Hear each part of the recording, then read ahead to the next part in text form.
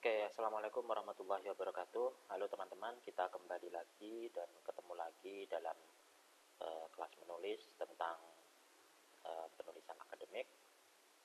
Uh, Hari ini kita akan belajar tentang materi yang mungkin lebih luas, karena materi kali ini bukan hanya sekedar soal paragraf dan beberapa paragraf, tetapi sebuah materi yang barangkali sebenarnya lebih cocok jika materi ini diselesaikan dalam beberapa kali pertemuan, karena materi ini menyangkut tentang bagaimana membuat sebuah tulisan akademik dengan format tulisan yang relatif utuh, mulai dari judul, abstrak, pendahuluan, tinjauan pustaka, kemudian pembahasan, dan hingga penutup. Namun karena waktu kita sangat terbatas, semoga apa yang akan saya jelaskan nanti tidak akan mengurangi esensi atau pola-pola umum yang seringkali dijadikan landasan bagi banyak penulis untuk membuat tulisan akademik. Tapi sebagaimana pada pertemuan-pertemuan sebelumnya, saya di sini akan mereview terlebih dahulu materi kita sebelumnya tentang menulis kritik. Sebagaimana diketahui bahwa menulis kritik itu membutuhkan keterampilan dasar. Salah satu keterampilan dasar yang harus dimiliki adalah keterampilan membuat ringkasan. Karena untuk melakukan kritik, kita harus terampil dalam meringkas apa yang ingin kita kritik. Di materi yang dua materi sebelumnya, kita juga sudah belajar bagaimana membuat ringkasan. Nah, membuat ringkasan itu adalah bagian dari strategi menulis kritik. Kita perlu membuat sebuah ringkasan atas teks yang ingin kita kritik, lalu kita menyajikan contoh, kasus, data, pendukung dari teks tersebut. Lalu kemudian kita mulai masuk pada pernyataan mengenai kritik. Jadi pernyataan kritis kita terhadap teks atau bacaan tersebut. Lalu kita juga memberikan penjelasan mengenai contoh-contoh kasus-kasus atau data pendukung yang kira-kira bisa memperkuat kritik kita terhadap sebuah teks yang ingin kita kritik itu. Lalu di terakhir kita memberikan semacam pengakuan, afirmasi, semacam rekognisi bagi teks yang kita kritik itu. Artinya apa? Di dalam sebuah tulisan akademik, sekritis apapun sebuah argumen kita terhadap sebuah teks atau bacaan, kita juga harus menyadari bahwa tulisan kritik tidak akan mungkin lahir tanpa adanya teks yang dikritik, sehingga rekognisi atau pengakuan terhadap teks yang dikritik tetap harus dilakukan. Unsur kedua, tentu saja kita harus memperhatikan aspek proporsionalitas, kesesuaian, keberimbangan antara apa yang diringkas dengan apa yang dikritik. Jadi jangan hanya karena memang yang diringkas memiliki banyak data yang mumpuni lalu kita kemudian berusaha untuk mereduksinya atau menguranginya. Kita harus proporsional, kita harus meringkas gagasan utamanya, menyajikan contoh kasus yang mendukung gagasan tersebut, lalu kita sajikan kritik kita juga sajikan contoh dan kasus yang mendukung kritik kita terhadap teks itu, dan kita berikan pengakuan atas apa yang telah dikritik, atas teks yang kita kritik itu. Nah, pada kesempatan kali ini materinya sedikit lebih panjang mungkin, karena materi kali ini menyangkut sebuah tulisan yang lebih utuh daripada teks-teks sebelumnya yang hanya fragmentaris dan terpotong-potong. Pada kesempatan kali ini kita akan fokus pada tulisan akademik yang lebih utuh, bagaimana membuat sebuah tulisan akademik yang lebih utuh, tetapi fokus yang ingin saya tekankan di sini lebih kepada suatu organisasi. Yang dimaksudnya organisasi di sini adalah kerangka umum, kerangka kerja tulisan akademik, di mana ada pola-pola umum yang biasa kita temui dalam tulisan akademik. Pola-pola tersebut antara lain bisa kita lacak dari beberapa hal yang saya tampilkan ini, yakni judul, abstrak, pendahuluan, tinjauan pustaka, metode, hasil, pembahasan, dan referensi. Tentu saja beberapa bagian umum ini merupakan pola yang hampir selalu ada di hampir semua tulisan akademik, utamanya yang berjenis laporan penelitian ataupun tugas akhir dari sebuah lembaga pendidikan tinggi seperti skripsi, tesis, maupun disertasi. Tentu saja ada bagian-bagian lain yang tidak tercakup di dalam bagian ini, seperti misalnya ada rumusan masalah, tujuan penelitian, hipotesis, dan semacamnya. Tetapi saya pikir poin-poin yang ingin saya tampilkan di sini adalah poin-poin penting yang jika kita tidak memahami poin-poin di sini sebagai sebuah tulisan akademik atau sebagai sebuah laporan penelitian, bisa dikategorikan agak gagal. Oleh karena itu kita perlu benar-benar memahami dan mengetahui tik-tik, trik-trik, tips-tips, dan strategi-strategi membuat beberapa bagian umum dalam tulisan akademik ini. Nah, pada hakikatnya, teman-teman sekalian, pada materi-materi sebelumnya, kita sebenarnya sudah mempelajari serangkaian materi yang mungkin pada materi kita saat ini sangat berguna. Karena kenapa? Karena di beberapa bagian, seperti di dalam pada saat kita judul misalnya, kita atau abstrak misalnya, kita itu sudah belajar cara bagaimana membuat sebuah ringkasan. Nah, materi tentang membuat ringkasan atau menulis ringkasan itu berguna pada saat nanti kita menulis abstrak. Pada saat kita membuat sebuah latar belakang atau pendahuluan, materi kita dulu tentang membuat paragraf definitif, paragraf prosesual, membuat tulisan problem proses solusi, itu akan dibutuhkan nanti pada saat kita sampai di paragraf pendahuluan. Pada bagian tentang tinjauan pustaka, kita akan membutuhkan keterampilan membuat paragraf komparatif, dan ini sudah kita pelajari bersama pada materi-materi sebelumnya. Pada bagian metode hasil, kita juga sudah belajar dan akan sangat berguna tentang materi bagaimana menulis data dan klaim. Sementara pada bagian pembahasan, salah satu materi yang akan berfungsi dan berguna untuk menulis pembahasan atau bekal pada saat menulis pembahasan adalah materi tentang menulis kritik atau logika dalam tulisan akademik. Dan berkaitan dengan soal referensi, ini masih belum kita pelajari, mungkin dalam materi selanjutnya atau dalam 2 materi selanjutnya ada materi tentang bagaimana mengelola referensi dan membuat catatan akhir atau catatan kaki. Nah, ini materi-materi yang saya pikir sangat penting untuk bisa diketahui bersama, utamanya bagi para penulis pemula, karena materi-materi ini membutuhkan strategi dan keterampilan khusus dalam menyajikan informasinya. Dan bagi teman-teman yang baru sampai pada materi ini, karena kita membutuhkan materi-materi atau bekal-bekal keterampilan, maka sebaiknya beberapa bagian di bagian yang sebelah kanan, yang ini sebaiknya harus terlebih dahulu dipelajari dulu pada materi sebelumnya dalam video-video saya sebelumnya, karena pada bagian kali ini kerangka berpikir atau kerangka kerjanya itu akan sangat bergantung pada kemampuan kita untuk memahami atau sangat bergantung pada sejauh mana kita memahami materi-materi kita sebelumnya yang telah direkam dalam video-video sebelumnya. Jadi agar materi kita saat ini lebih cepat, jadi perlu bekal keterampilan. Nah, kita akan jelaskan kita akan belajar pertama dari judul. Nah, sulit menjelaskan bagaimana merancang judul yang baik, teman-teman. Meskipun judul berada di urutan terdepan dalam sebuah teks atau dalam sebuah tulisan akademik, seringkali judul itu ditulis dan berhasil didapatkan justru setelah selesai kita menyelesaikan sebuah tulisan.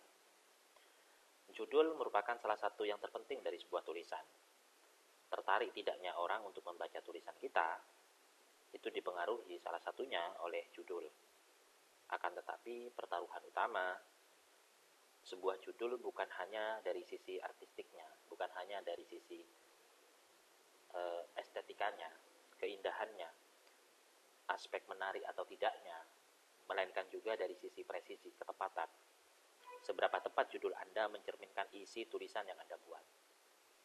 Sekali lagi, pernyataan saya tentang bahwa ketepatan sebuah judul harus mencerminkan keseluruhan tubuh tulisan, itu mengingatkan kita pada materi tentang yang paling dasar, materi tentang paragraf, bahwa paragraf itu terbentuk dari sebuah struktur yang namanya struktur gagasan utama, gagasan-gagasan penjelas, dan penutup.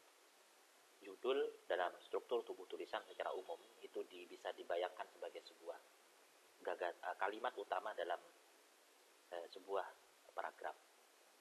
Nah, judul inilah yang akan menentukan apakah sebuah tulisan itu berhasil merepresentasikan apa yang diinginkan oleh judul atau justru gagal.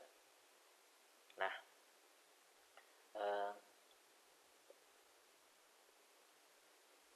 hal pertama yang harus kita pahami atau hal pertama yang harus kita pelajari, bagaimana sih membuat judul? Ini banyak pertanyaan yang mungkin diajukan oleh teman-teman sekalian. Pertama, strateginya kita bisa memulai dari membuat draft judul. Ya, syukur-syukur kalau kita bisa membuat sebuah judul yang langsung jadi dan bisa diterima, itu syukur. Tapi bagaimana jika kita bingung membuat sebuah judul? Maka strategi pertama yang harus kita lakukan adalah mulailah dari membuat draft judul. Karena kenapa? Karena merancang sebuah judul itu terkadang menghabiskan waktu yang tidak sebentar. Bisa jadi kita selesai menulis judul sebelum menyelesaikan tulisan. Namun, tidak jarang pula kita itu perlu memodifikasi judul agar sesuai dengan isi tulisan yang telah dibuat. Artinya banyak sekali kita merencanakan judul seperti ini, tapi ketika kita sedang menulis ada perubahan-perubahan, sehingga daripada kita merombak tulisan, lebih baik kita mengganti judul. Itu sering terjadi dalam tugas-tugas akhir mahasiswa. Membuat draft atau oret-oretan judul tentu akan membantu kita untuk memastikan apakah tulisan yang kita buat itu nanti tidak jauh dari apa yang tertera di dalam judul. Ini sangat penting, karena judul adalah otak dari seluruh tubuh tulisan yang akan kita tulis. Nah, jadi agar tidak keliru, kita barangkali bisa membuat beberapa draft judul tanpa harus menunggunya pasti. Jadi kita membuat oret-oretan terlebih dahulu. Strategi kedua, pilihlah jenis judul yang diinginkan. Ada sebuah buku tentang academic writing yang ditulis oleh Hadley di tahun 2008, pernah membuat ada 13 jenis judul sebenarnya yang muncul di dalam banyak tulisan akademik, tetapi di sini saya hanya menampilkan 3 jenis judul saja yang paling umum digunakan. 3 jenis judul ini sangat bergantung pada jenis informasi yang kita ingin sampaikan sebenarnya kepada para pembaca. Nah, ada 3, yakni judul deklaratif, judul interrogatif, dan judul deskriptif. Kita bisa memilih opsi-opsi judul ini. Nah, judul deklaratif umumnya digunakan dalam artikel koran. Sementara judul interrogatif itu biasanya digunakan atau bagus untuk artikel review. Sementara judul deskriptif sering digunakan dalam artikel jurnal ilmiah, laporan-laporan penelitian pada umumnya. Tetapi banyak sekali sebuah laporan ilmiah itu tidak saling merupakan kombinasi. Judul laporan-laporan itu adalah merupakan kombinasi dari beberapa jenis judul ini. Tapi yang terpenting dari sini kita bisa tahu, bisa punya bekal seperti apa menulis judul yang baik. Ada 3 opsi yang bisa kita tempuh. Untuk judul deklaratif, caranya bagaimana? Kita bisa menyatakan temuan atau kesimpulan kita. Seperti program diet 3 bulan dalam peningkatan kepercayaan diri remaja.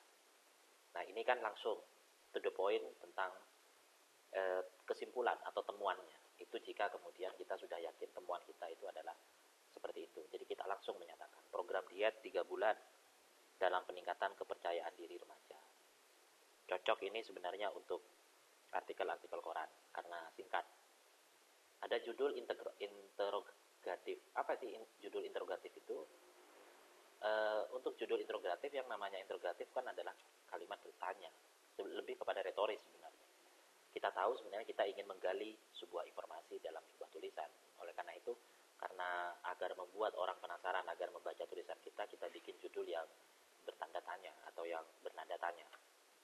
Maka caranya seperti apa? Kita bisa menjelaskan subjek penelitian kita, subjek tulisan kita dalam bentuk pertanyaan.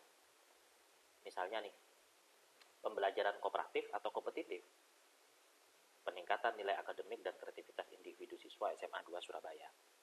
Ini biasanya cocok untuk artikel review, yakni artikel yang ditulis untuk tujuan meringkas, mereview, memberikan pertimbangan terhadap sebuah tulisan panjang atau sebuah buku.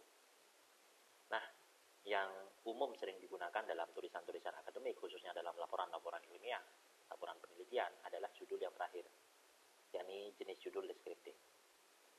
Judul deskriptif itu adalah menggambarkan subjek tetapi kesimpulannya biasanya sengaja disembunyikan. Contoh misalnya, ada judul yang penelitian sifatnya kuantitatif, pengaruh dukungan keluarga terhadap pasien penderita dementia. Implementasi strategi pembelajaran kooperatif dalam meningkatkan daya pikir atau kreativitas siswa SMA, bla bla bla. Menggambarkan subjek penelitian, menggambarkan objek dan lokasi biasanya. Itu judul deskriptif. Ada objeknya di sana, ada isunya di sana, dan juga ada tempatnya. Nah, itu beberapa jenis judul yang bisa kita jadikan pertimbangan untuk seperti apa judul-judul yang ingin kita tulis. Lalu strategi ketiga adalah jangan terlalu panjang, juga jangan terlalu pendek. Hindari menulis judul yang terlalu panjang, karena itu akan membosankan teman-teman. Dan hindari pula menulis judul yang terlalu pendek, karena biasanya akan menjebak kita pada ambiguitas dan generalisasi. Nah, kalau kita menggunakan standar American Psychological Association, judul penelitian itu idealnya sebenarnya adalah 6-12 kata. Nah, tetapi ada banyak sekali, utamanya bagi penulis-penulis pemula, seringkali ketika diminta untuk menuliskan judul penelitian, mereka biasanya menulis judul yang sangat pendek, sangat umum, sehingga temanya itu tidak bisa diperoleh, topiknya tidak bisa diketahui seperti apa dan bagaimana. Itu harusnya sebisa mungkin dihindari. Kenapa? Karena semakin umum judul, semakin tidak menarik sebenarnya isi tulisan kita.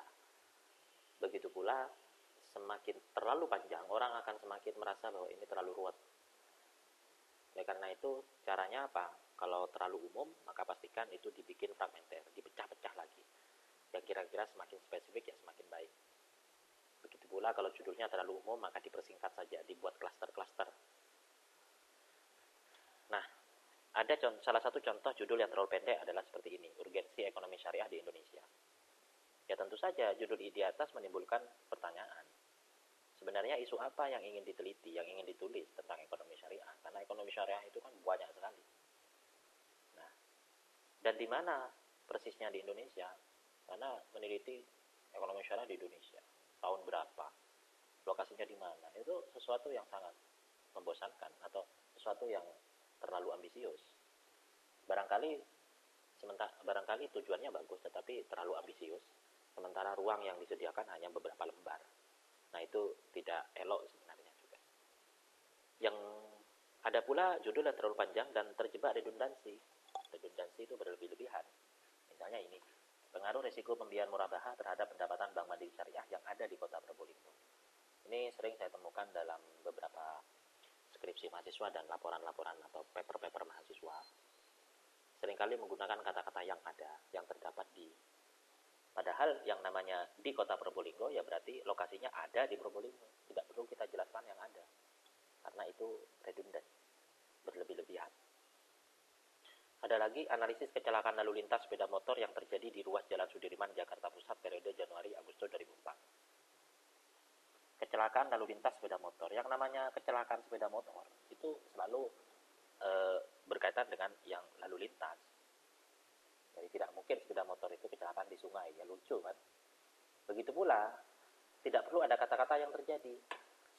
Kecelakaan itu adalah sebuah kejadian, sebuah peristiwa. Jadi kita tidak perlu membuatnya menjadi eksplisit. Jadi to the point saja, analisis kecelakaan sepeda motor di ruas Jalan Sudirman, Jakarta Pusat periode Januari-Agustus 2014. Nah, strategi selanjutnya adalah gunakan variasi titik dua. Ya.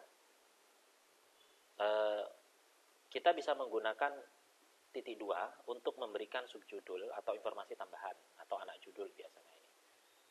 Nah, misalnya tentang metode atau solusi yang kita gunakan. Ada tiga model tulisan titik dua dalam judul umumnya. Nah, model-modelnya sepertinya biasanya berurutan. Dia sebelum titik dua, gagasan besarnya atau judul besarnya menyatakan problem, sementara anak judulnya adalah menggambarkan solusi. Induk judulnya atau judul besarnya bersifat umum, sementara anak judulnya lebih spesifik. Ada judul besarnya topik, sementara anak judulnya metode atau teori. Contoh-contohnya bisa dilihat pada samping kanan. Untuk judul yang di judul besarnya adalah problem, lalu anak judulnya solusi, seperti ini. Krisis human ekologi, berarti problem. Yang dia tampilkan lebih kepada problem. Lalu anak judulnya adalah solusi atas problem itu. Ada yang umum lalu dibuat spesifik, karena yang namanya anak judul dianggap merupakan penjelasan rinci terhadap judul besar atau induk judul. Gramatika anak-anak, ini judulnya kan umum, lalu dibuat lebih spesifik, analisis kesalahan tanda baca di taman kanak-kanak Python Probolinggo. Ada topik, nah, topik dulu, topik isunya, lalu metode dan teorinya. Dilema peran politik perempuan di Indonesia, itu kan isu. Anak judul besarnya isu, lalu anak judulnya adalah kajian tafsir perbandingan Imam Al-Qurtubi dan Quraish Shihab. Ini metode atau teorinya.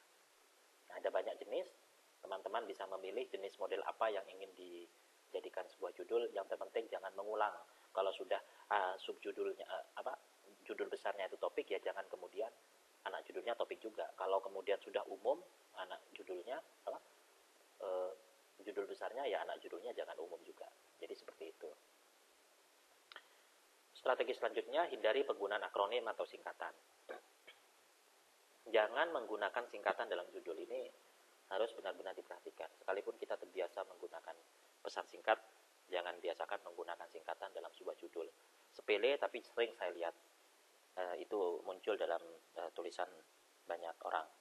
Pembaca umum yang tidak mengetahui kepanjangan dari singkatan tersebut mungkin akan segera meninggalkan tulisan kita, sekalipun tulisan kita itu sebenarnya sangat penting bagi mereka. Ini alasan kedua. Yang namanya sebuah singkatan itu sebaiknya jangan diletakkan di judul. Bukan hanya singkatan YG atau TSB, DLL, tidak. DST, bukan hanya itu. Tetapi kalau kita kemudian membuat sebuah judul, maka sebaiknya jangan menggunakan singkatan-singkatan. Misalnya, penerapan metode PTK dalam meningkatkan kreativitas guru, kreativitas pengajaran guru. Itu kan baru pertama kali disebutkan dalam tulisan. Maka jangan menggunakan metode PTK, tapi langsung dibuat lebih panjang atau singkatan kepanjangannya. Penerapan metode penelitian tindakan kelas. Boleh kalau mau diberikan singkatan di dalam kurung PTK. Nah, itu di dalam judul sebaiknya jangan menggunakan singkatan. Kecuali nanti di dalam tubuh tulisan silahkan menggunakan singkatan, karena di judul sudah orang-orang semua sudah paham. Karena PTK tidak semua orang paham. Nah, gitu. ABCD itu macam-macam, bisa asset based community development, ada apa itu lagi, salah satu metode pembelajaran menggunakan ABCD dan macam-macam. Sehingga pastikan jangan menggunakan singkatan di dalam judul, kecuali untuk singkatan-singkatan yang mungkin tidak debatable. Misalnya MA Madrasah Aliyah, MA Python, MA Negeri Python, barangkali seperti itu. Tapi itu pun sebenarnya kalau masih bisa dibuat kepanjangannya, ya dibuat panjang. Kecuali singkatan-singkatan yang sudah lumrah bisa kita prediksi kepanjangannya. Misalnya kecamatan disingkat KEC titik, KAB titik, karena dikhawatirkan kalau dipanjang kepanjangannya jadi terlalu panjang gitu. Itu tidak masalah. Tapi untuk singkatan-singkatan, apalagi itu menjadi satu topik utama, sebaiknya jangan disingkat. Yang selanjutnya adalah rancanglah judul yang seksi. Nah, ini soal judul seksi ini lebih kepada soal selera, karena tidak semua orang suka judul seksi. Yang saya maksud judul seksi ini memainkan memainkan kata-kata lah di dalam judul itu. Nah, itu biar terlihat lebih elegan, biar terlihat lebih manis. Seringkali itu kita memainkan kata-kata dengan cara apa? Biasanya menggunakan kata-kata yang asing. Yang asing itu bukan selalu bahasa asing ya, tapi kata-kata yang mungkin agak aneh, yang hanya diketahui oleh komunitas tertentu. Atau kita menggunakan tanda kurung dalam tanda kurung misalkan untuk memainkan kata-kata. Seperti contoh di sini, melokalisasikan Indonesia, merepresentasikan struktur masyarakat kampung dalam pusaran MIA. Ini kan umum nih. Lalu ini adalah yang spesifik. Nah, ini kita untuk membuat sebuah judul ini kan lokalisasi. Jadi me dan kan-nya ini seandainya dihilangkan akan jadi lokalisasi. Mekan. Jadi dipermainkan. Jadi melokalisasikan itu sebenarnya yang dimaksudkan adalah bagaimana Indonesia itu saat ini sudah dilokalisir lah. Sehingga masyarakat-masyarakat yang ada di perkotaan dan di pedesaan pun juga dianggap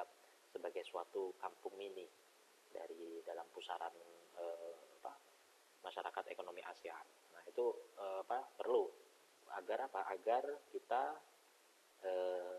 agar orang itu tertarik, wah ini kok menarik judul itu, boleh kita menggunakan judul-judul yang seksi memainkan kata-kata itu. Nah ini tidak boleh ya, sebagai sebuah judul yang tidak boleh singkatan. Ini aturan yang sebelumnya malah dilanggar. Masyarakat ekonomi ASEAN, dalam pusaran masyarakat ekonomi ASEAN. Nah itu harus benar-benar diperhatikan. Lalu yang terakhir, buatlah beberapa varian judul. Nah, tidak ada salahnya kita membuat lebih dari satu judul lalu mendiskusikannya dengan orang lain. Ya, terkadang membuat beberapa versi judul itu dapat membantu kita untuk mengkombinasikan aspek-aspek tertentu, misalnya dari versi tersebut untuk dibuat satu judul yang paling baik. Ya, bisa berkolaborasi, bisa berdiskusi, ini judulnya bagus enggak, ini judulnya. Kadang justru dari teman-teman itulah judul itu muncul. Oh ini kurang bagus nih, karena seleranya orang berbeda-beda. Nah, intinya ini kita mengukur lah apakah judul kita itu bisa dipahami atau tidak. Nah, selanjutnya ke bagian abstrak. Abstrak itu merupakan gambaran singkat. Jadi biasanya dalam sebuah tulisan akademik minimal lah. Ini skalanya skala artikel jurnal ya. Itu kan ada judul, abstrak, pendahuluan, kemudian ya tinjauan pustaka, landasan teori, ada metode, ada pembahasan, hasil dan penutup. Biasanya pola-pola di dalam artikel jurnal menggunakan pola-pola itu, baik implisit maupun eksplisit. Nah, yang urutan setelahnya setelah judul itu adalah abstrak. Apa itu abstrak? Abstrak itu merupakan gambaran ringkas, padat, jelas atas sebuah tulisan yang diletakkan di awal setelah judul dengan panjang sekitar 250 sampai 300 kata. Satu paragraf ya biasanya, rata kanan kiri dan disertai dengan kata kunci 3 sampai 5 kata. Nah, apa saja bagian-bagian abstrak? Biasanya bagian-bagian abstrak itu terdiri dari 4 pernyataan masalah atau tujuan penelitian, 1 sampai 2 kalimat. Pernyataan metode atau teori penelitian, 1-2 kalimat saja. Pernyataan temuan atau hasil penelitian, 4 sampai 6 kalimat. Lalu pernyataan kesimpulan atau implikasi penelitian, 1 sampai 2 kalimat. Jadi tidak bertele-tele, langsung to the point. Abstrak yang bagus ada abstrak yang sejak awal langsung berbicara tentang tujuan penelitiannya. Kalau ada pernyataan masalah tidak bertele-tele, 1 kalimat cukup. Lalu jadi maksud penelitian ini apa? Atau maksud tulisan ini sebenarnya apa? Itu langsung di to the point. Nah, pernyataan masalah atau tujuan penelitian di dalam abstrak biasanya dimulai dengan kalimat seperti ini. Studi ini ingin menganalisis. Studi ini hendak mengelaborasi fenomena bla bla bla bla. Studi ini bertujuan untuk menganalisis problem kenakalan remaja bla bla bla bla. Artikel ini dimaksudkan untuk dan seterusnya. Itu langsung to the point. Lalu setelah 1 kalimat pernyataan tujuan, di kalimat selanjutnya kita langsung menjelaskan metode. Kira-kira metode yang akan kalian gunakan untuk membuat sebuah tulisan itu apa? Dengan cara apa? Bisa dimulai dengan kalimat seperti ini. Dengan menggunakan metode kualitatif berbasis partisipan observasi partisipan. Sebutkan subjek penelitian atau subjek tulisan yang ingin ditulis. Misalnya, tulisan ini ingin menganalisis bagaimana peran orang tua dalam mengedukasi anak-anak berdasarkan beberapa kriteria. Antara lain begini. Lalu di kalimat selanjutnya mulai bisa menjelaskan tentang metode yang digunakan secara lebih spesifik. Peran tersebut akan dianalisis atau akan diteliti menggunakan metode observasi atau wawancara selama beberapa hari atau selama beberapa periode misalnya. Itu silahkan. Di variasi-variasi itu perlu tapi poinnya adalah langsung to the point. Jadi jangan bertele-tele. Itu abstrak karena ruangnya sangat sedikit, 250 sampai 300 kata. Ini untuk artikel jurnal ya, tetapi untuk untuk disertasi atau tesis biasanya jauh lebih banyak. Jadi bisa 1 halaman karena laporan penelitiannya kan beratus-ratus halaman biasanya. Lalu bagian selanjutnya dalam abstrak itu berisi pernyataan temuan hasil penelitian. Biasanya dimulai dengan kalimat hasil penelitian ini menunjukkan bahwa penelitian ini berhasil membuktikan bahwa bla bla bla bla. Langsung poin per poin. Lalu yang terakhir adalah pernyataan kesimpulan atau implikasi. Biasanya dimulai dengan kalimat dari studi ini dapat disimpulkan. Implikasi dari studi ini adalah bahwa bla bla bla bla. Nah, itu adalah implikasi bagian terakhir dari sebuah abstrak.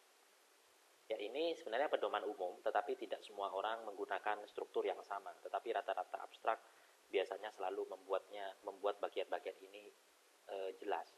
sebagian lagi membuatnya lebih spesifik. Nah, ini salah satu contoh kalau kita menerapkan model yang tadi di bagian kanan yang lebih cocok. Ini adalah abstrak yang modelnya sangat fleksibel. Ini abstrak yang modelnya strukturnya sangat jelas dan bisa kita identifikasi pola-polanya. Misalnya, di bagian pertama, pernyataan masalah tujuannya. 1-2 kalimat. Lihat bagaimana abstrak tulisan ini di kalimat pertamanya menyatakan masalahnya bagaimana. Kemampuan mahasiswa asing dalam mempelajari bahasa Inggris, khususnya bahasa Raja, menjadi salah satu perhatian utama dalam berbagai studi tentang bahasa Inggris sebagai bahasa kedua. Itu masalah utama. Nah, atau tujuan kalimat. Setelah dia menyatakan masalah pada kalimat pertama, lalu di kalimat kedua dia menyatakan tujuan penelitian. Studi ini meneliti kesalahan ejaan dalam berbagai karangan yang ditulis oleh para mahasiswa dari 4 latar belakang bahasa yang berbeda di Iowa State University pada tahun ajaran 1981-1982. To the point. Tujuan studi ini adalah meneliti kesalahan ejaan dalam berbagai karangan. Jadi to the point. Itu tujuan penelitian. Lalu yang selanjutnya adalah pernyataan metode. Pernyataan metode 1-2 kalimat saja. Bagaimana dia membuat metode? Menyatakan metode. Sebanyak 56 sampel karangan dikumpulkan. Nah, jadi ini adalah objek penelitiannya. 6 dari mahasiswa Arab. Nah, ya mahasiswa Arabnya diteliti sebanyak 6 orang, 10 mahasiswa Cina, 20 dari Bangladesh. Mereka akan diteliti berdasarkan persentase tingkat ini indikator. Nah, standar-standar yang akan digunakan untuk meneliti ejaan. Nah, ini bagian dari metode, ya, bagian dari metode. Beberapa orang mengatakan ini bagian dari teori, karena biasanya hal-hal semacam ini, indikator-indikator ini untuk mengukur suatu objek penelitian seringkali diperoleh atau disarikan dari teori yang digunakan. Nah, selanjutnya, di bagian selanjutnya adalah pernyataan temuan hasil penelitian 4 atau 6 kalimat. Nah, langsung di sini hasil studi menunjukkan bahwa 1, 2, 3, 4. Total kesalahan ejaan dilakukan oleh mahasiswa asing adalah sekian. Kesalahan ejaan yang menjadi kebiasaan sekian. Tidak ada perbedaan sekian, kesalahan ejaan di sekian. Lalu yang terakhir adalah implikasi penelitian. Implikasi dari studi ini adalah siapapun dan dari manapun mahasiswa yang sebagai bahasa kedua harus mendapat perlakuan khusus dibanding mahasiswa yang asli berbahasa Inggris. Nah, ini strukturnya jelas rapi. Jadi to the point bagi orang-orang penulis pemula, karena seringkali pada saat kita kemudian mengikuti konferensi internasional, konferensi nasional, kadangkala panitianya hanya meminta abstrak. Bagaimana seorang tim penilai itu harus meneliti ribuan naskah, ratusan naskah, hanya dari abstraknya. Karena mereka nggak mungkin sempat meneliti banyak paper. Mereka biasanya hanya membaca abstraknya saja. Kalau abstraknya bertele-tele langsung ditolak. Oleh karena itu langsung to the point. Langsung fokus, langsung tunjukkan apa yang diinginkan. Jadi lebih jelas, lebih clear. Gitu. Nah, untuk yang ini tidak kita pelajari karena ini sangat abstrak dan sifatnya lebih polemik ya. Karena beberapa abstrak terkadang memang lebih fleksibel dan lebih lentur.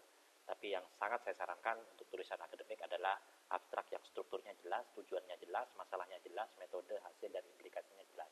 To the point, singkat, padat.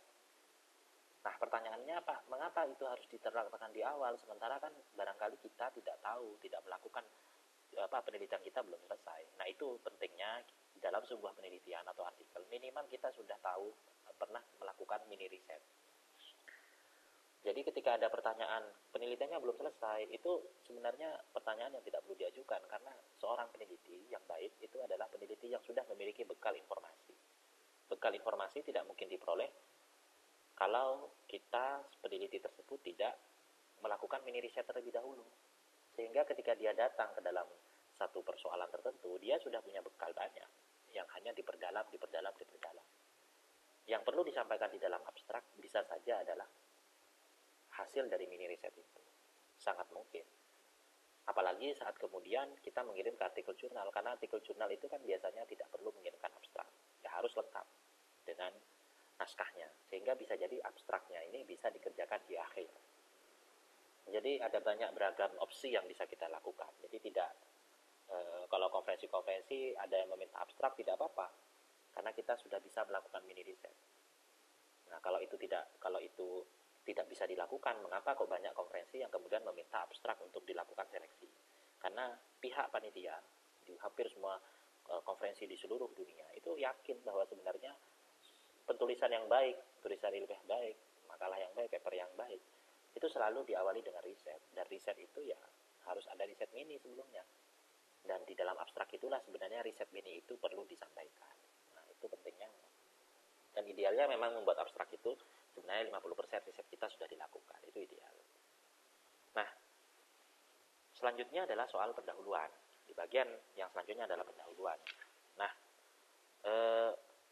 pada bagian pendahuluan, kita akan menemukan banyak sekali model tulisan, struktur, dan pola-pola umum yang ada di dalam pendahuluan sebuah artikel atau laporan penelitian. Tetapi pendahuluan itu setidak-tidaknya memuat 4 bagian utama. Bagian utama ya, ini saya mengatakan 4 bagian utama, yang berarti sangat mungkin ada bagian-bagian lain yang bisa kita tambah. Atau sangat mungkin bagian-bagian ini tidak dijelaskan secara eksplisit tapi ditulis secara implisit, sangat mungkin. Apa saja 4 bagian utama itu? Yang pertama, signifikansi atau pemaparan topik. Yang kedua, pandangan umum atau tinjauan awal. Ketiga, argumentasi atau kritik terhadap pandangan umum atau tinjauan awal. Lalu keempat adalah fokus penelitian. Nah, ini sebenarnya tidak bisa diajarkan hanya beberapa menit, karena untuk melatih kita bisa membuat sebuah pendahuluan butuh beberapa kali pertemuan. Tetapi mari kita coba belajar perlahan-lahan seperti apa contoh. Kita bisa belajar dari sebuah contoh seperti apa pola pendahuluan yang memiliki 4 bagian utama ini. Nah, ini adalah sebuah tulisan tentang tentang, kalau di sini tentang apa ya? Tentang jomblo ya, tentang jomblo. Ya, bagaimana dia menulis tentang jomblo yang terjadi di yang terjadi di remaja. Ini menjadi satu topik penelitian yang menarik, dan bagaimana kita membuat pendahuluannya. Ini ada banyak slide saya pikir, karena untuk membuat pendahuluan kan butuh paragraf-paragraf. Tetapi setiap paragrafnya sebaiknya tidak mengulang paragraf sebelumnya. Minimal paragraf itu terbagi menjadi beberapa bagian. Oleh karena itu, bagian pertama yang saya maksudkan adalah harus menjelaskan signifikansi pemaparan topik. Nah, signifikansi atau pemaparan topik itu sebenarnya bisa dimulai dengan kata-kata seperti ini. Bayangkan kita ingin membuat sebuah tulisan tentang jomblo ya, pengaruh jomblo terhadap kepercayaan diri orang, atau kerasa tidak aman atau penghargaan diri remaja misalnya. Maka seperti apa sih pendahuluan yang harus kita tulis? Dalam paragraf pertama, kita harus menulis pandangan umum tentang topik yang ingin kita bahas, tentang jomblo itu sendiri. Misalnya kita bisa memulai dengan kata-kata seperti ini. Salah satu isu mendasar yang sering dibahas dalam ini adalah ini. Unsur terpenting dari apa adalah ini. Sebagian besar orang menyukai atau sangat memiliki perhatian terhadap isu terorisme. Atau isu terorisme dalam 20 tahun terakhir menjadi isu yang terus diperdebatkan. Akhir-akhir ini banyak penelitian tentang terorisme dalam konteks studi agama. Salah satu problem yang tidak selesai dibahas adalah soal hubungan cinta di kalangan remaja. Nah, itu dibuat, mengapa perlu pernyataan itu? Itu untuk menegaskan adanya signifikansi. Jadi ditegaskan ada kata-kata yang terpenting, menyukai, akhir ini banyak yang tidak pernah selesai, isu mendasar yang sering dibahas, itu poin-poin. Pernyataan-pernyataan untuk mengindikasikan betapa penting topik tersebut. Jadi kita perlu tegas. Nah, kalau di kalimat di sini dimulai dengan kata apa? Salah satu isu yang tidak pernah selesai dibicarakan saat ini adalah jomblo atau kesendirian. Akhir-akhir ini, mohon maaf ada keliru, ada semacam demam yang melanda komunitas sosialita di media sosial dan internet untuk membicarakan jomblo, bukan sebagai bahan ejekan, melainkan sebagai bahan renungan dan diskusi. Ketika baru-baru ini seorang lelaki berperawakan ceking asal Minang, Bayu Kumbara, berhasil menikahi seorang wanita cantik asal Jerman, Jennifer Brokleur, mendadak para netizen mengomentari pernikahan tersebut dan seterusnya. Di luar sana masih banyak pemuda yang berparas tampan dan cantik, namun asmara mereka ternyata tidak seindah wajahnya. jomblo pun menjadi perbincangan hangat di antara para netizen dan kaum sosialita, yang kemudian dimanfaatkan sebagai suatu wacana publik oleh para pemilik situs populer akhir ini. Nah, bagaimana kemudian rangkaian kata istilah bagaimana sebuah isu tentang jomblo dianggap sebagai sebuah wacana, dijadikan dikontestasikan sebagai suatu wacana publik, wacana masyarakat oleh pemilik situs, oleh netizen. Nah, ini salah satu gambaran untuk menempatkan pertama-tama kita harus berani menunjukkan bahwa topik kita itu penting. Nah, untuk sampai pada itu bagaimana? Kita bisa memulai kalimat kita kalau kita bingung untuk memulai kalimatnya seperti apa. Kita mulai dari sini. Sebagian besar orang suka dengan isu, masih concern dengan isu ini. Akhir-akhir ini banyak penelitian tentang ini, namun dan seterusnya. Salah satu problem yang tidak pernah selesai dibahas adalah soal itu awal-awal agar kita bisa lancar untuk terus menulis sampai seterusnya. Di bagian selanjutnya adalah pandangan umum atau tinjauan awal. Nah, pandangan umum tinjauan awal kita harus menjelaskan nih seperti apa pandangan rata-rata orang atau penelitian pada umumnya tentang ini yang saya sebut dengan riset ini, tentang fenomena yang kita bahas. Nah, apa kriteria yang harus atau apa isu yang harus muncul di dalam paragraf kedua? Paragraf kedua ini kita harus menunjukkan bahwa isu yang kita bahas sebenarnya isu yang cukup akademik, isu yang butuh penalaran perlakuan ilmiah. Nah, salah satu cara agar isu kita terlihat perlu ada perlakuan ilmiah adalah dengan cara menampilkan penelitian-penelitian yang relevan dengan penelitian tersebut. Bisa dengan cara dimulai kalimat-kalimat seperti ini. Fenomena tersebut dijelaskan oleh siapa? Salah satu pakar yang sering membahas tentang jomblo adalah sebagian orang berpandangan bahwa jomblo merupakan begini-begini. Mereka umumnya mengklaim bahwa hal ini dipertegas oleh salah satu penelitian berfokus pada isu mengenai jomblo dan kepercayaan diri adalah penelitian dari University of apa. Itu perlu dipertegas. Agar apa? Relevansi. Agar apa? Agar untuk memperkuat pemaparan topik. Kita kan ini adalah subjektif kita. Ini kan sebenarnya relatif subjektif. Kita ini asumsi lah. Nah, maka di sini kita perlu memberikan suatu kekuatan argumen, memberikan suatu pemaparan ilmiah bahwa isu itu sebenarnya sangat penting untuk kita bahas karena isu itu merupakan isu yang sudah dibahas oleh banyak kalangan akademisi. Nah, poinnya seperti itu. Lalu selanjutnya kita mulai memberikan satu pandangan. Pandangannya apa? Salah satu saya berkali-kali katakan bahwa salah satu tanda sebuah tulisan akademik itu adalah dia mampu menyebutkan posisi penulis. Kita harus menegaskan posisi kita terhadap isu itu seperti apa. Oleh karena itu argumen atau kritik terhadap pandangan umum yang tadi dijelaskan itu harus dimunculkan di dalam paragraf ketiga. Nah, sangat mungkin argumennya itu berupa argumen pendukung atau argumen kritik kalau ingin. Jadi posisinya kita apakah kita ingin mendukung penelitian tadi di paragraf kedua tentang tinjauan awal lah, tinjauan dari para penelitian sebelumnya, dari para peneliti sebelumnya, atau kita ingin mengkritik. Nah, pandangan umum itu harus kita sampaikan. Pandangan kita, posisi kita sebagai penulis harus kita sampaikan di paragraf ketiga. Bagaimana caranya? Kalau kita berpandangan, punya posisi untuk menyetujui pandangan umum, kita bisa menggunakan kata-kata seperti ini. Mengikuti pendapat bla bla bla. Terdapat fenomena umum bahwa dari studi-studi yang telah dilakukan di atas, di paragraf kedua tadi, ada satu kenyataan menarik bahwa isu jomblo ternyata merupakan isu yang tidak hanya berkaitan dengan psikologis, tapi berkaitan dengan faktor-faktor sosiologis, misalnya seperti itu. Semua teman tersebut mengindikasikan suatu fakta bahwa jadi mirip seperti literatur review, tetapi ini ringkasan-ringkasan. Jadi bagian kedua tadi, soal temuan awal, tinjauan awal itu adalah mini riset. Ya betul, ada sejenis tinjauan pustaka di awal-awal, tapi bentuknya berbentuk naratif dan deskriptif.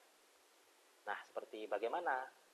Nah, ini salah satu contoh paragraf yang argumennya adalah argumen positif.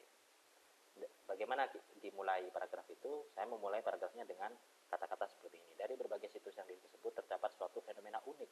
Nah, ini kan sudah mulai memperkuat bahwa posisi saya sebenarnya ingin memperkuat pandangan atau argumen di atas.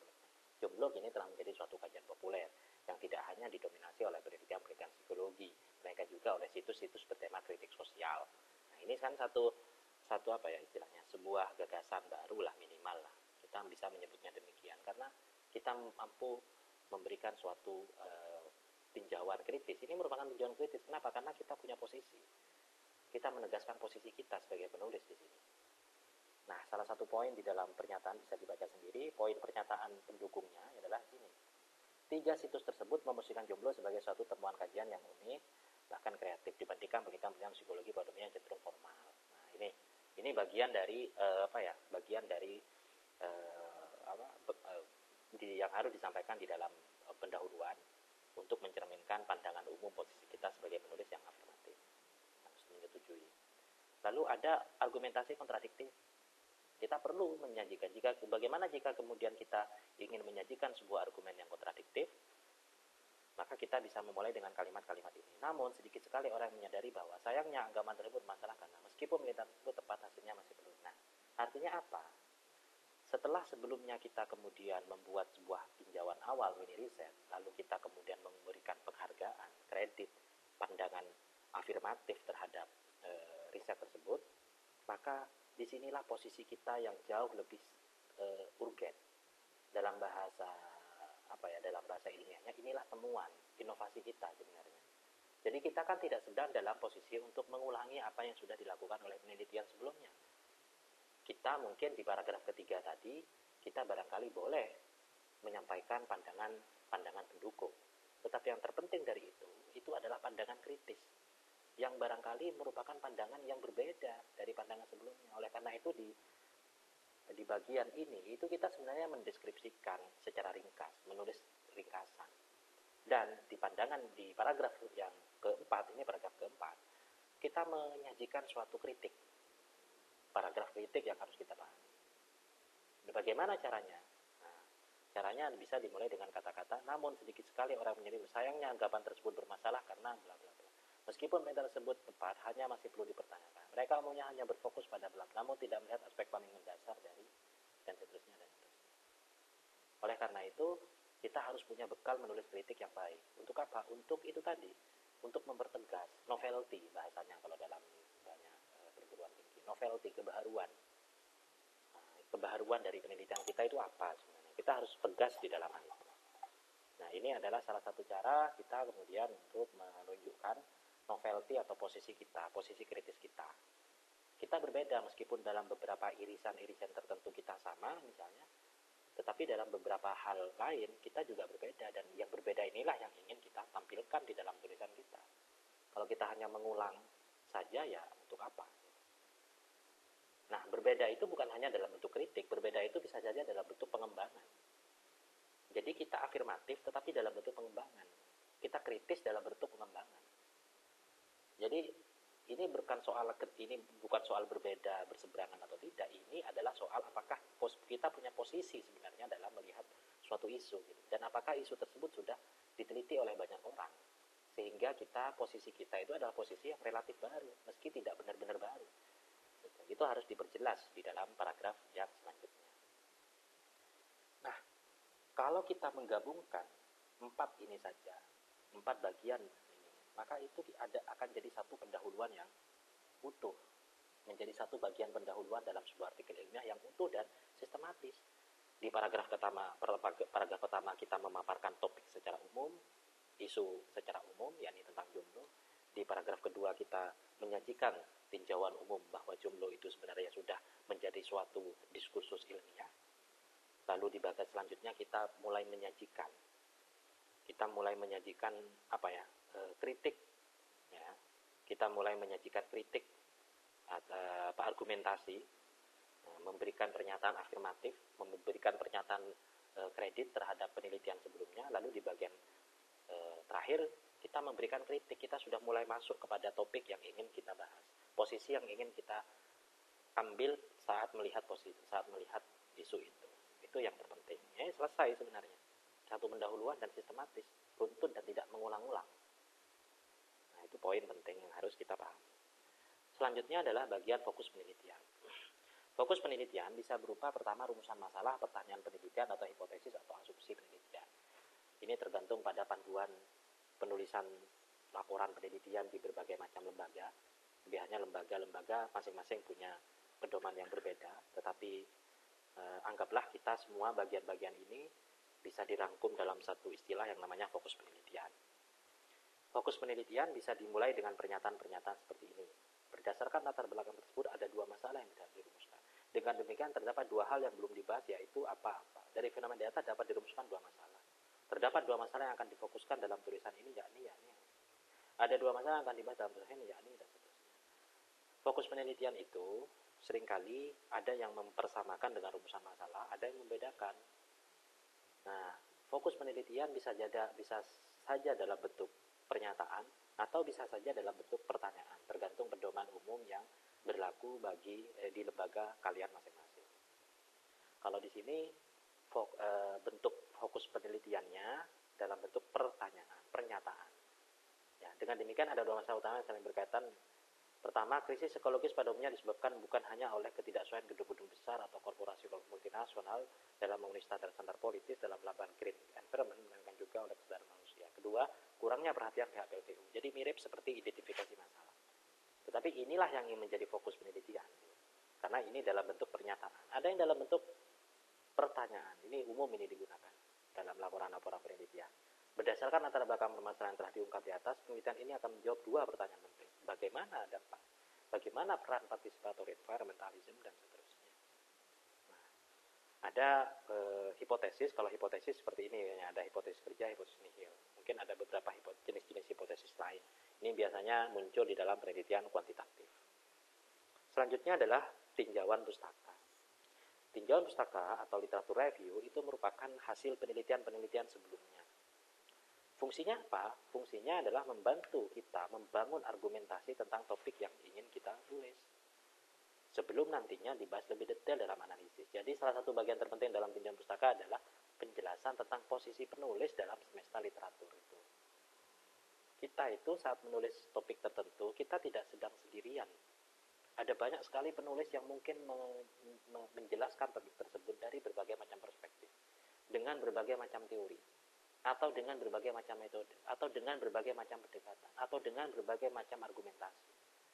Jadi, kalau kemudian ada sebuah penelitian atau sebuah laporan akhir, baik itu skripsi, tesis, disertasi, yang menyatakan bahwa perbedaan penelitian kita dengan penelitian-penelitian sebelumnya itu adalah soal lokasi, yaitu berarti dia tidak paham bagaimana kemudian menulis tinjauan pustaka atau penelitian terdahulu yang baik.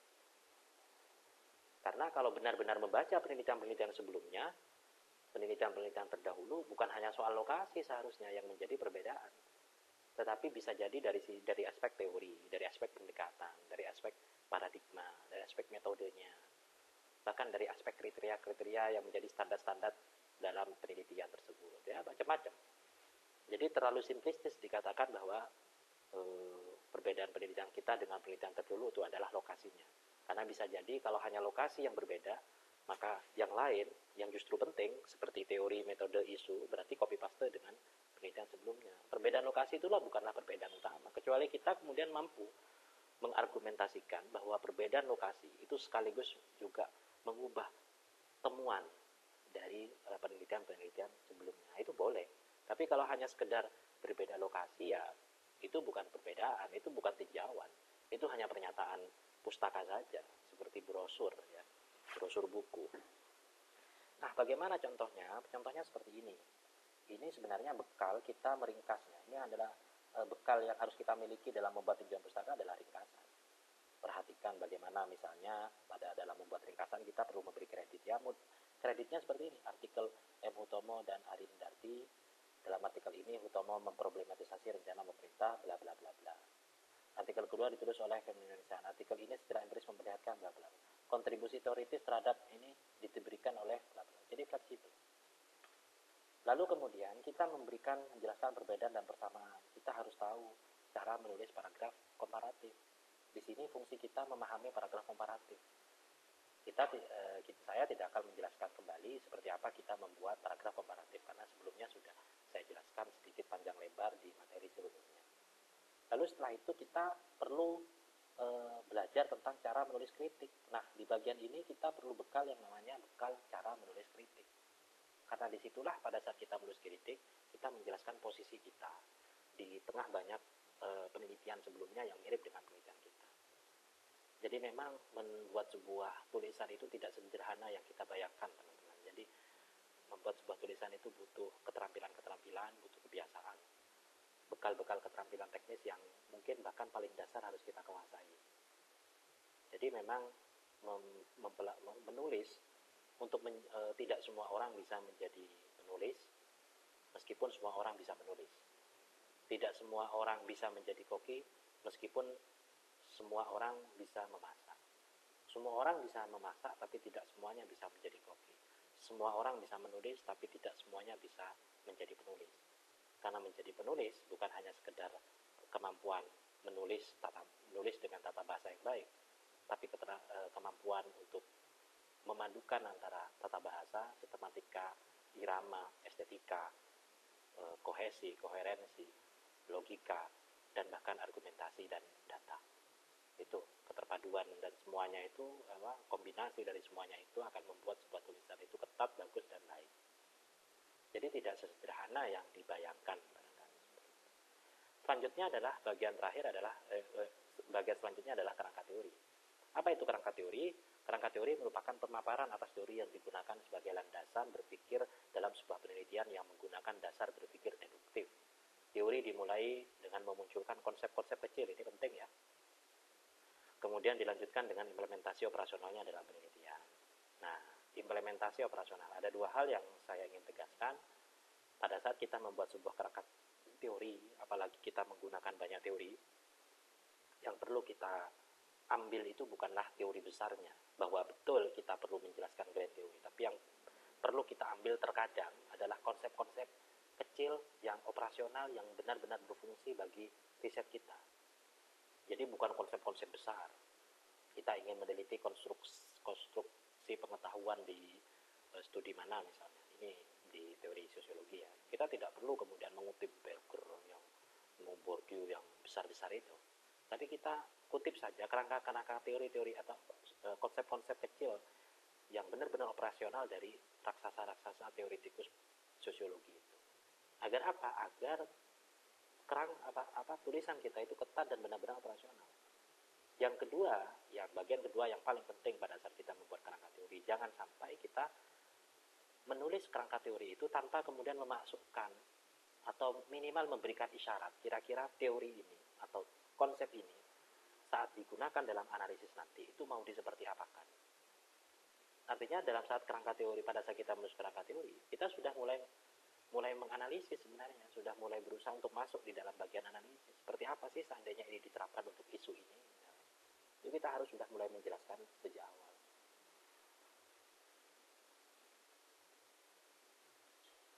Nah, di layar bagian kanan, ini adalah salah satu contoh bagaimana kita menarasikan sebuah kerangka teori itu. Jadi kita perlu menjelaskan poin-poin penting yang akan dan harus kita telusuri dari teori tersebut. Nah, di sini kita coba ringkas. Ada perbedaan-perbedaan yang penting.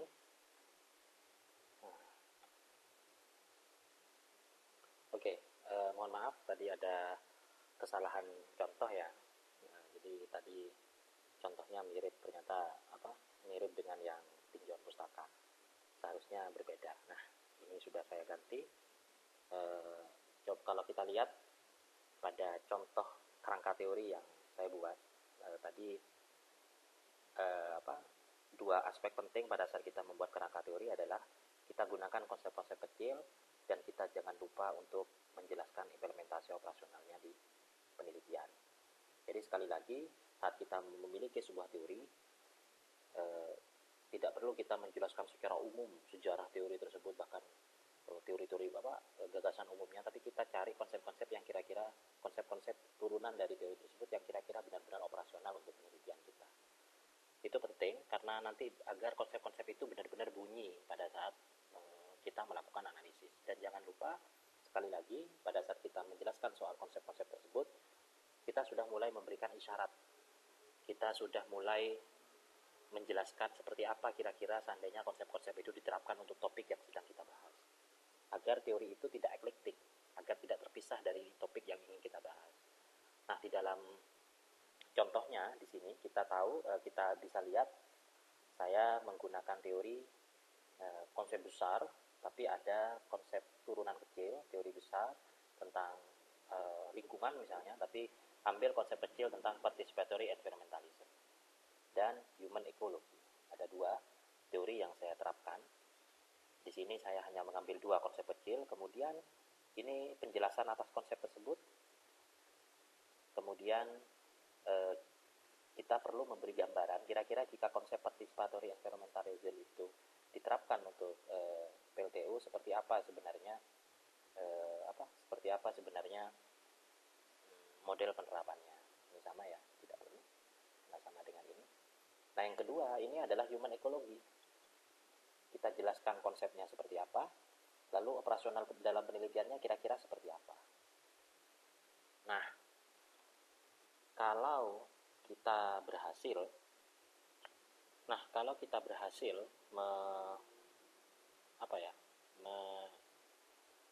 membuat teori tersebut, kerangka teori tersebut operasional, maka kemungkinan kita juga akan berhasil menjelaskan bagaimana kira-kira konsep tersebut akan diterapkan pada saat kita sampai pada bab analisis. Jadi jangan lupa ada teori kecil di sini, ada konsep kecil, ada konsep kecilnya. Jangan lupa di situ ada konsep kecil, lalu ada penjelasan atas konsep kecil, kemudian ada operasional di lapangan. Ada konsep kecil dan ada operasional di lapangan. Nah, itu poin penting agar kita benar-benar lekat ya antara teori, antara konsep yang ingin kita bahas dengan topik yang ingin kita gunakan. Nah, itu pentingnya kita memahami adanya konsep-konsep kecil yang benar-benar operasional dan bagaimana kita membuat kerangka teoritik yang benar-benar operasional untuk topik yang sedang kita bahas. Jadi sekali lagi singkatnya, untuk membuat kerangka teori kita fokus pada konsep kecilnya, kita fokus pada operasional penelitiannya, jelaskan konsep kecilnya lagi dan jelaskan operasionalnya di lapangan. Dan yang terpenting adalah prinsip proporsionalitas. Ini prinsip proporsionalitas. Kalau bahkan konsep yang pertama itu hanya beberapa baris, yang di sininya juga harus beberapa baris. Kalau hanya cuma 7 baris, maka konsep kecil yang lain harus 7 baris juga, agar seimbang. Oke, selanjutnya adalah metode penelitian. Di dalam salah satu bagian terpenting dalam tulisan akademik itu adalah metode penelitian. Metode penelitian ini sepenting sebenarnya dengan landasan teori atau kerangka teori. Nah, bagaimana membuat sebuah metode penelitian yang ringkas? Utamanya untuk artikel jurnal, kita bisa membuat metode penelitian dengan menjawab minimal 5 pertanyaan. Apa paradigma penelitian yang kita gunakan? Bagaimana kita mengumpulkan data? Bagaimana kita menentukan subjek, informan, atau responden? Berapa lama dan di mana kita mengumpulkan data tersebut, dan apa saja aspek-aspek yang kita telusuri. Ini model kerangka penelitian dalam konteks kualitatif, dan ini model kerangka penelitian atau metode penelitian dalam konteks kuantitatif. Model-modelnya kita tinggal mengisi saja. Kalau bisa dikatakan ada nggak kira-kira template khusus saat membuat metode penelitian hanya dalam satu paragraf, ya ini salah satunya. Studi ini menggunakan metode kualitatif, yakni penelitian yang menekankan pada deskripsi atas informan dan fenomena tertentu. Fenomena yang diteliti adalah jelaskan isu penelitiannya. Ini jawaban atas pertanyaan 1. Teknik pengukuran data yang digunakan adalah wawancara. Wawancara dilakukan dengan melalui sebutkan teknik wawancaranya, apakah berhadapan langsung, email, telepon, dan seterusnya, dengan para informan. Ini jawaban atas pertanyaan nomor 2. Dari total, berapa kira-kira populasinya, jumlah seluruh orang yang diteliti, disebutkan lokasi penelitiannya, hanya berapa orang kira-kira, dari 100 hanya 20 orang misalnya yang dipilih. Pemilihan informan ini didasarkan pada pertimbangan bahwa mereka adalah orang-orang yang memiliki gaji di atas 5 juta per bulan. Silakan. Ini jawaban atas pertanyaan nomor 3. Wawancara dilakukan selama berapa periode? Hingga sampai. Dan di mana? Ini jawaban nomor 4. Dari para informan itu, para peneliti berusaha mencari tahu tentang, pertama, apa aspek-aspek yang ingin diteliti. Apakah ingin meneliti bagaimana mereka bekerja, apakah ingin meneliti bagaimana pola-pola keseharian pekerjaan mereka, apakah ingin meneliti bagaimana intensitas mereka istirahat dalam bekerja, dan contoh-contoh itu aspek-aspek indikator-indikator yang ingin diteliti harus muncul di dalam ini, aspek-aspek atau topik-topik wawancara. Itu baru wawancara. Jika kemudian ada observasi, bisa dijelaskan dengan model seperti ini juga, atau bisa digabungkan. Ini hanya template kasar. Jika kita benar-benar tidak tahu apa yang harus ditulis dalam metode penelitian yang sesingkat mungkin, ya ini template ini bisa digunakan. Ada template juga, template untuk survei, untuk kuantitatif. Bisa menggunakan model seperti ini. Nah, selanjutnya adalah pembahasan dan analisis. Nah, pembahasan analisis ini akan sangat panjang sekali jika dibahas. Tetapi saya hanya ingin menekankan seperti ini, bahwa terkait dengan pembahasan analisis, kita hanya perlu menjawab dan kita hanya perlu memperhatikan beberapa hal. Agar apa? Agar pembahasan kita terhadap topik itu berjalan dengan baik dan memadai, proporsional. Oleh karena itu yang kita pelajari adalah bagaimana membuat sebuah pembahasan itu lebih terstruktur. Makanya materi kita kali ini bukanlah soal bagaimana membuat pembahasan yang teknis, itu adalah bergantung pada pemahaman kekayaan bacaan, data, dan informasi kalian semua. Yang ini bukan soal bagaimana memperkaya bacaan, ini justru adalah soal bagaimana membuat sebuah tulisan yang terstruktur, menstrukturkan sebuah tulisan, bukan memperkaya bacaan. Ini ada dua hal yang berbeda. Nah, bagaimana membuatnya lebih bisa terstruktur agar proporsional? Hal pertama yang harus diperhatikan adalah menempatkan argumentasi kita sebagai pijakan dalam menentukan alur pembahasan. Pastikan kita benar-benar berargumen. Kita tidak sedang dalam posisi untuk bercerita, tapi kita berargumen. Argumen itu harus ada data. Kita harus mempertanyakan apapun yang sedang kita tulis. Yang kedua, menempatkan alur yang logis. Kita sudah belajar tentang bagaimana logika dalam tulisan akademik. Saya harap saya tidak perlu menjelaskan itu lagi. Yang ketiga, memberikan penjelasan yang memiliki tingkat korelasi yang sesuai dengan pokok permasalahan dan pertanyaan penelitian. Jangan bertele-tele. Kalau rumusan masalahnya seperti ini, maka jelaskan langsung seperti apa jawabannya di dalam analisis. Yang keempat, memberikan contoh kasus data yang relevan, yang bisa memudahkan pembaca dalam memahami pembahasan tersebut. Nah, ini salah satu model sebenarnya yang sangat sederhana, tapi tentu saja di dalam lapangan kita itu bisa jadi sangat kompleks, sangat rumit, sangat sophisticated. Tetapi polanya yang ingin saya tekankan di sini, jangan lupa rumus kita pada saat membuat sebuah paragraf, membuat sebuah tulisan kritik. Apa pola umum yang dalam membuat tulisan kritik, menulis kritik itu, yakni ada argumen, ada contoh, ada argumen, ada contoh, ada argumen, ada contoh. Bayangkan kita ingin menjawab rumusan masalah yang pertama, maka kita sediakan beberapa alasan, beberapa jawaban atas rumusan masalah pertama. Setiap jawaban harus disertai dengan contoh, disertai dengan contoh, disertai dengan contoh. Setiap jawaban, setiap argumen harus disertai dengan contoh kasus. Karena contoh kasus itulah yang akan menjadi data kita untuk memperkuat argumen yang ingin kita. Jangan sampai kita hanya mendeskripsikan ulang data tanpa kita melakukan analisis. Nah, persoalan analisis ini adalah persoalan yang tidak akan yang perlu penjelasan lebih jauh, tapi yang ingin saya tekankan adalah soal prinsip proporsionalitas. Saya berkali-kali sering menjelaskan kepada para mahasiswa bahwa prinsip utama dalam menulis bagian pembahasan adalah, salah satunya adalah standar proporsionalitas. Jangan sampai bagian pembahasan, bagian analisis yang justru menjadi bagian paling inti dalam sebuah tulisan akademik, skripsi, tesis, disertasi misalnya, lebih sedikit daripada bagian teori, bahkan bagian pembahasan, bagian latar belakang. Jangan sampai lebih sedikit. Karena banyak sekali kita temukan kasus di mana sebuah skripsi berjumlah 60 halaman, 60% isinya skripsi tersebut adalah landasan teori. Jadi dari 60 halaman itu 40 halaman atau 30 halaman, itu isinya bab 2. Tapi ketika sampai di bab analisis, isinya hanya 5 halaman, bahkan mungkin mohon maaf hanya 2 halaman. Bahkan ada yang mengatakan itu sebuah analisis, padahal itu hanyalah deskripsi semata atas wawancara. Itu sangat dangkal, simplistis sekali. Oleh karena itu saya selalu menekankan kemampuan menganalisis, kemampuan menyusun argumen, kemampuan menulis kritik, kemampuan mendeskripsikan masalah, meringkas dan seterusnya, itu benar-benar harus dimiliki. Nah, sebelum kita menulis skripsi, sebelum kita menulis tesis atau menulis artikel ilmiah, jangan-jangan analisis yang kita katakan analisis bukanlah benar-benar melakukan analisis. Kita hanya sekedar mengulang, memparafrasekan apa yang dikatakan oleh pihak yang kita wawancarai.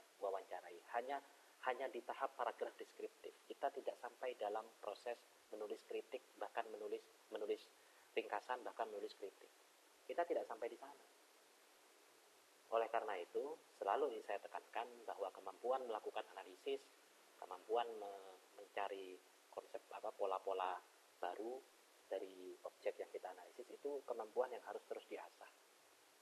Nah, ini tentu saja tidak bisa selesai hanya dengan sekadar motivasi, butuh latihan-latihan, butuh drill, butuh exercise terus-menerus, karena sebuah keterampilan menulis, aktivitas menulis itu adalah sebuah keterampilan. Sebuah keterampilan hanya mungkin bisa benar-benar menjadi benar-benar bisa kita miliki jika kemudian ia dibiasakan. Nah, begitu pula pada saat kita melakukan analisis, jangan sampai kita tidak terbiasa untuk menulis. Tidak ada kemudian seorang penulis itu tiba-tiba datang dengan bakat. Biasanya mereka selalu berjuang terus untuk bisa menghasilkan tulisan yang baik, karena untuk menghasilkan tulisan yang baik kita bertarung dengan diri kita sendiri, menghasilkan sebuah perasaan-perasaan ilmiah, analisis yang kuat dan ketat, dan tidak sekedar hanya mengulang hasil wawancara dan observasi. Itu jadi titik tekan kita pada saat kita membuat sebuah tulisan yang baik. Oleh karena yang kedua adalah prinsip proporsionalitas. Jangan sampai di bab 4 atau bab 5 yang menjadi bagian analisis pembahasan justru jauh lebih sedikit daripada bagian 2. Bahkan tebel itu kadang hanya lampiran-lampiran saja. Itu jangan sampai di situ. Ya. Selanjutnya adalah bagian penutup. Bagian penutup ini sebaik idealnya dalam artikel ilmiah atau dalam penelitian, oke lah, bisa dimodifikasi dengan berbagai macam hal, tetapi unsur-unsur pembentuk bagian penutup itu minimal di bagian pertama dia harus menjawab rumusan masalah pertama, meringkas jawaban atas rumusan masalah pertama. Bagian kedua adalah meringkas jawaban atas rumusan masalah kedua, dan bagian ketiga adalah rekomendasi. Itu penting untuk memastikan bahwa penelitian kita benar-benar bagus. Nah, demikian. Memang materi ini sangat panjang karena materi ini lebih kompleks, lebih komprehensif daripada materi-materi kita sebelumnya. Jadi saya mohon maaf kalau teman-teman harus mendengarkan saya menjelaskan dan berbicara, karena ini seperti menjelaskan pedoman penelitian atau metode penelitian hanya dalam beberapa menit. Kita menghabiskan waktu sekitar 1 jam 13 menit. Nah, demikian, ini merupakan barangkali ini merupakan bagian penutup dari kita belajar tentang tulisan akademik. Sebelum pada akhirnya kita akan belajar hal-hal lain yang tidak kalah penting di dalam tulisan akademik, yakni mengelola referensi.